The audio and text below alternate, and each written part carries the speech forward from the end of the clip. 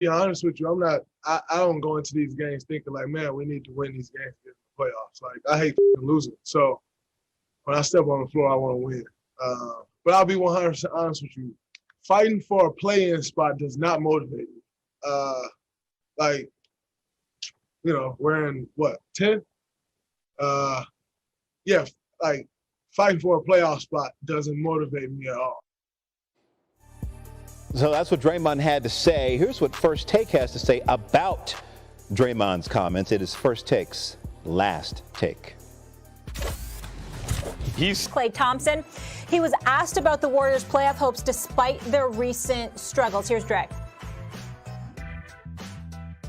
To be honest with you, I'm not. I don't go into these games thinking like, man, we need to win these games to get in the playoffs. Like I hate losing. So when I step on the floor, I want to win. But I'll be 100% honest with you. Fighting for a play-in spot does not motivate me. We're in what 10? Yeah, like fighting for a playoff spot doesn't motivate me at all. Of course, multiple-time champion. Max, what do you think Dre's really saying here? He's saying that if there's no championship on the line, it's hard for him to get motivated. He's saying that he knows that this team has no shot at the chip this year. This is not like baseball or football where just get in the dance, right? Long as you make it to the playoffs, who knows? It's kind of random. That's one of the things that makes baseball and football postseasons exciting. The best team doesn't always win. Basketball's different.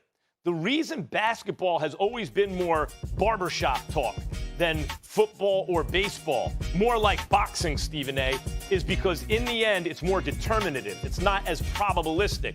If you have the best players, maybe your team and one or two other teams are most likely to win. What's crazy about this season is how many teams seem to have a lot of the best players. So we're like, Nets, Lakers, if they're healthy, but there's a lot of real challengers. What Draymond's saying is we're not one of those teams, not without Klay Thompson. And he's right. This Warriors team, minus Klay Thompson, is not a championship contender. So it's hard for a dude like Draymond Green to get excited. There are some teams in the NBA like the Lakers. Kobe used to say, we don't win a championship, that's not a good season for us. They want to win the championship every year. Draymond's coming off a dynasty where they were the favorites or among them to win the championship every year for half a decade. They won several, and he was on maybe the greatest team ever, one of them, and he's saying, this ain't that. Talk to me next year. Draymond Green is saying, we play 82 games normally, this year 72 regular season games. If you can't definitively be a playoff team over 72 games, what the hell are we playing for? We don't belong in the postseason. As you would say, we ain't ready. They're 23-25, okay? Having said all of that, I want to completely and totally applaud what he said in terms of his attitude. This is a 3-time champion. A man who's went to 5 straight NBA finals. Now, I know he's only averaging 6 points and 6 rebounds right now, shooting 26% from the field. And in the interest of fairness, just like I mentioned about Russell Westbrook, Draymond Green's another dude that needs to improve his 3-point shot.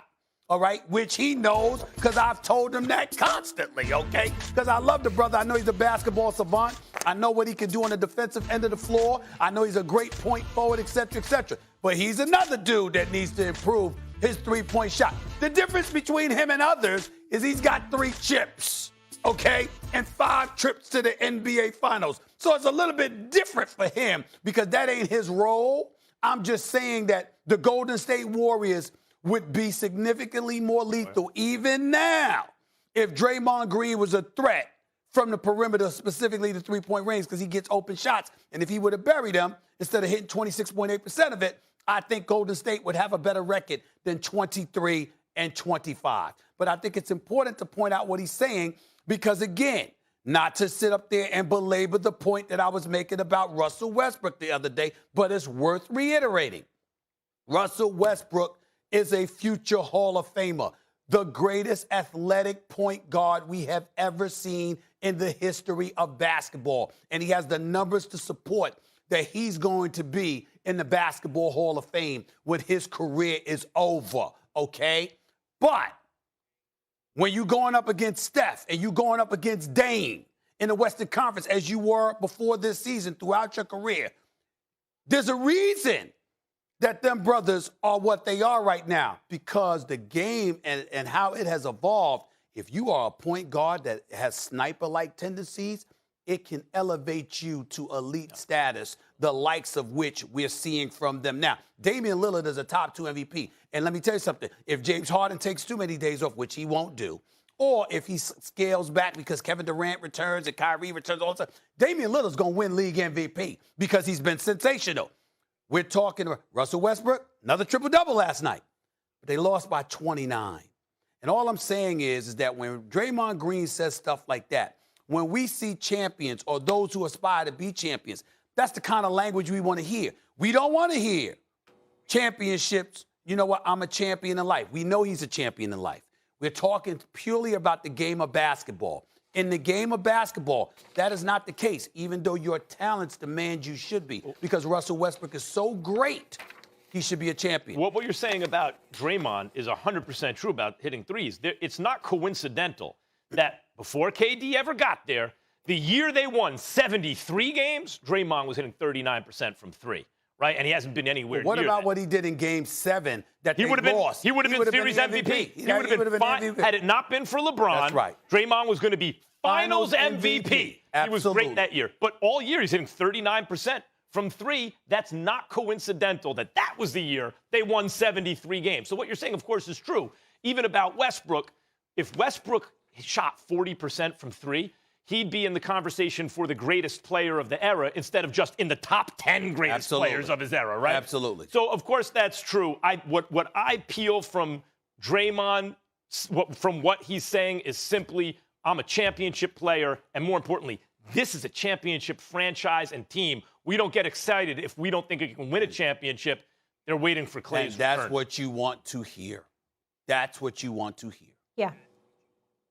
No question. By the way, guys, I find this interesting. I know we were talking about the Nets earlier, but you did mention championship. The Nets are now the favorites, according to Caesars, to win the title. So that switched. But interesting, even with the injuries and stuff that they're dealing with, Brooklyn, the favorite, according to Vegas. We'll leave it there. When we come back, some NFL to get into. Max, you're going to find this one interesting. Find out which receiver chose Carson Wentz, your boy, over Lamar Jackson. What does Max have to say about that coming up? And legendary coach Roy Williams calling it a career. We'll ask Seth Greenberg who should be the next coach of the Tar Heels. I know Stephen A. has a recommendation.